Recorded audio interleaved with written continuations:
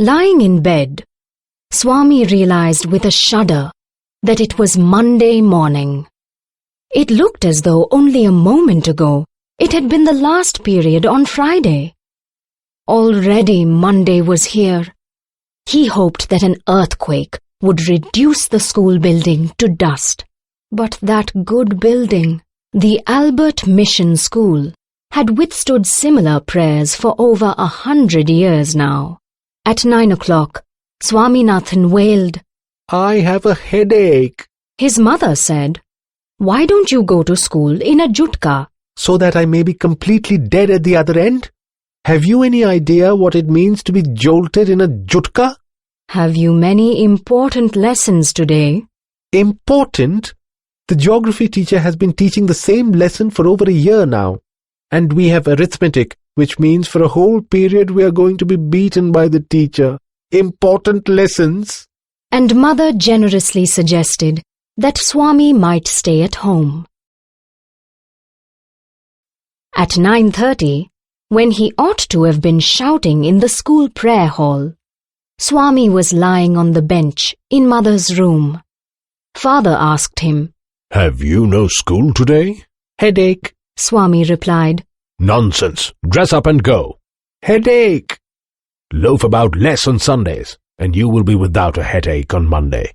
Swami knew how stubborn his father could be, and changed his tactics. "I can't go so late to the class." "I agree, but you'll have to. It is your own fault. You should have asked me before deciding to stay away." "What will the teacher think if I go so late?" "Tell him you had a headache, and so are late." "He will beat me if I say so." "Will he? Let us see. What is his name?" "Samuel." "Does he beat the boys?" "He is very violent, especially with boys who come late. Some days ago, a boy was made to stay on his knees for a whole period in a corner of the class because he came late, and that too after getting 6 cuts from the cane and having his ears twisted. I wouldn't like to go late to Samuel's class." "If he's so violent, why not tell your headmaster about it?" "They say that even the headmaster is afraid of him. He is such a violent man." And then Swami gave a lurid account of Samuel's violence, how when he started caning, he would not stop till he saw blood on the boy's hand, which he made the boy press to his forehead like a vermilion marking. Swami hoped that with this, his father would be made to see that he couldn't go to his class late. But father's behavior took an unexpected turn. He became excited. "What do these teachers mean by beating our children? They must be driven out of service. I will see."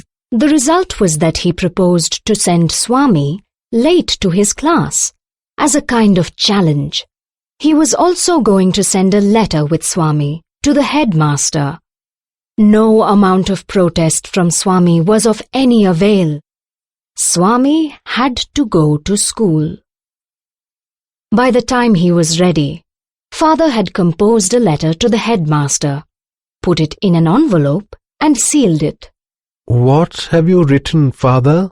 Swaminathan asked apprehensively. "Nothing for you. Give this to your headmaster and go to your class." "Have you written anything about our teacher Samuel?" "Plenty of things about him. When your headmaster reads it, he will probably dismiss Samuel from the school and hand him over to the police." "What has he done, father?" "Well, there is a full account of everything he has done in the letter.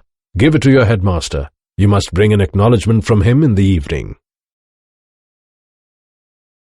Swami went to school feeling that he was the worst perjurer on earth. His conscience bothered him. He wasn't at all sure if he had been accurate in his description of Samuel. He could not decide how much of what he had said was imagined and how much of it was real. He stopped for a moment on the roadside to make up his mind about Samuel. He was not such a bad man after all. Personally, he was much more genial than the rest. Often, he cracked a joke or two, centering around Swami's inactions, and Swami took it as a mark of Samuel's personal regard for him. But there was no doubt that he treated pupils badly. His cane skinned pupils' hands. Swami cast his mind about for an instance of this. There was none within his knowledge. Years and years ago, he was reputed to have skinned the knuckles of a boy in first standard and made him smear the blood on his face. No one had actually seen it. But year after year, the story persisted among the boys. Swami's head was dizzy with confusion in regard to Samuel's character. Whether he was good or bad, whether he deserved the allegations in the letter or not. Swami felt an impulse to run home and beg his father to take back the letter. But father was an obstinate man. As he approached the yellow building, he realized that he was perjuring himself and was ruining his teacher. Probably the headmaster would dismiss Samuel, and then the police would chain him and put him in jail. For all this disgrace, humiliation and suffering, who would be responsible? Swami shuddered. The more he thought of Samuel, the more he grieved for him. The dark face, his small red-streaked eyes, his thin line of moustache, his unshaven cheek and chin, his yellow coat, everything filled Swami with sorrow. As he felt the bulge of the letter in his pocket, he felt like an executioner. For a moment he was angry with his father and wondered why he should not fling into the gutter the letter of a man so unreasonable and stubborn. As he entered the school gate, an idea occurred to him, a sort of solution.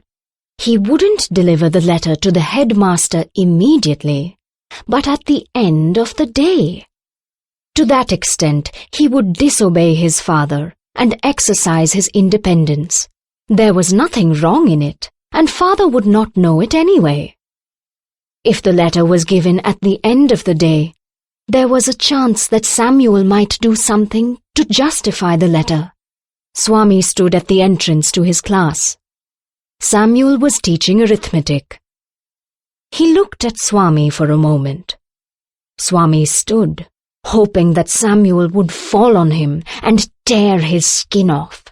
But Samuel merely asked, Are you just coming to the class? Yes, sir.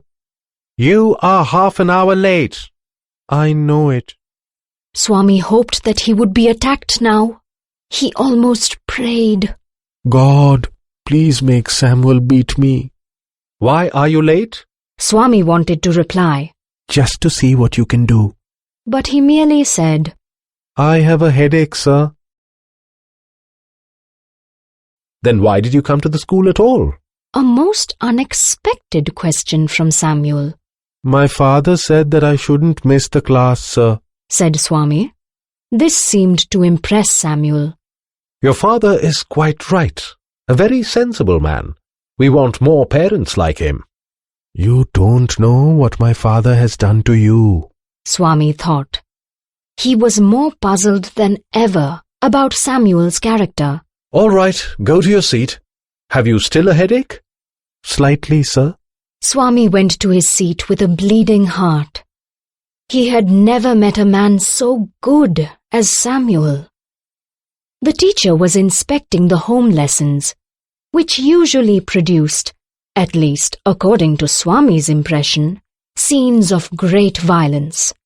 Notebooks would be flung at faces, boys would be abused, caned, and made to stand up on benches. But today, Samuel appeared to have developed more tolerance and gentleness. He pushed away the bad books, just touched people with the cane, never made anyone stand up for more than a few minutes. Swami's turn came. He almost thanked God for the chance. Swaminathan, where is your homework? I have not done any homework, sir, he said blandly.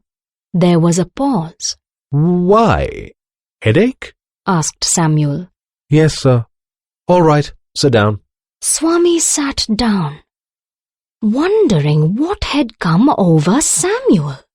The period came to an end, and Swami felt desolate. The last period for the day was again taken by Samuel. He came this time to teach them Indian history. The period began at 3:45 and ended at 4:30. Swaminathan had sat through the previous periods thinking acutely. He could not devise any means of provoking Samuel. When the clock struck 4, Swami felt desperate. Half an hour more. Samuel was reading the text, the portion describing Vasco da Gama's arrival in India. The boys listened in half languor. Swami suddenly asked, at the top of his voice, Why did Columbus not come to India, sir? He lost his way. I can't believe it. It is unbelievable, sir. Why? Such a great man. Would he have not known the way? Don't shout. I can hear you quite well.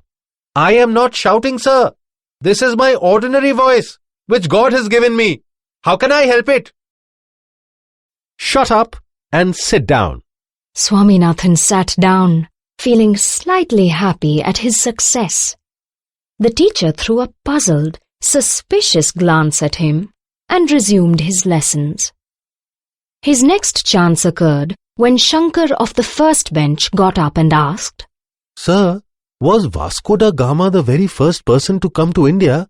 Before the teacher could answer, Swami shouted from the back bench. That's what they say.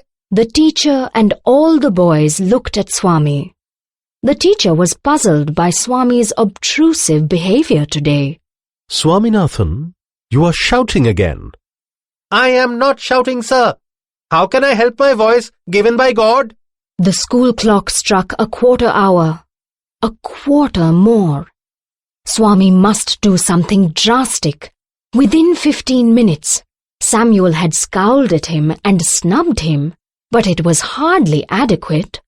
Swami felt that with a little more effort, Samuel could be made to deserve dismissal and imprisonment. The teacher came to the end of a section in the textbook and stopped. He proposed to spend the remaining few minutes putting questions to the boys. He ordered the whole class to put away their books and asked someone in the second row, What's the date of Vasco da Gama's arrival in India? Swaminathan shot up and screeched. 1648, December 20. You needn't shout, said the teacher. He asked, Has your headache made you mad? I have no headache now, sir, replied the thunderer brightly. Sit down, you idiot. Swami was thrilled at being called an idiot. If you get up again, I will cane you, said the teacher. Swami sat down, feeling happy at the promise. The teacher then asked, I am going to put a few questions on the Mughal period. Among the Mughal emperors, whom would you call the greatest, whom the strongest, and whom the most religious emperor? Swami got up. As soon as he was seen, the teacher said emphatically, Sit down. I want to answer, sir. Sit down. No, sir, I want to answer. What did I say I'd do if you got up again? You said you would cane me and peel the skin off my knuckles and make me press it on my forehead. All right, come here. Swaminathan left his seat joyfully and hopped onto the platform. The teacher took out his cane from the drawer and shouted angrily, Open your hand, you little devil. He whacked 3 wholesome cuts on each palm. Swami received them without blenching. After half a dozen, the teacher asked, Will these do, or do you want some more? Swami merely held out his hand again and received 2 more, and the bell rang. Swami jumped down from the platform with a light heart, though his hands were smarting. He picked up his books, took out the letter lying in his pocket, and ran to the headmaster's room. He found the door locked. He asked the peon, Where is the headmaster? Why do you want him? My father has sent a letter for him. He has taken the afternoon off and won't come back for a week. You can give the letter to the assistant headmaster. He will be here now. Who is he? Your teacher, Samuel. He will be here in a second. Swaminathan fled from the place. As soon as Swami went home with the letter, Father remarked, I knew you wouldn't deliver it, you coward. I swear our headmaster is on leave. Swaminathan began. Father replied, Don't lie, in addition to being a coward. Swami held up the envelope and said, I will give this to the headmaster as soon as he's back. Father snatched it from his hand, tore it up and thrust it into the waste paper basket under his table. He muttered, Don't come to me for help, even if Samuel throttles you. You deserve your Samuel.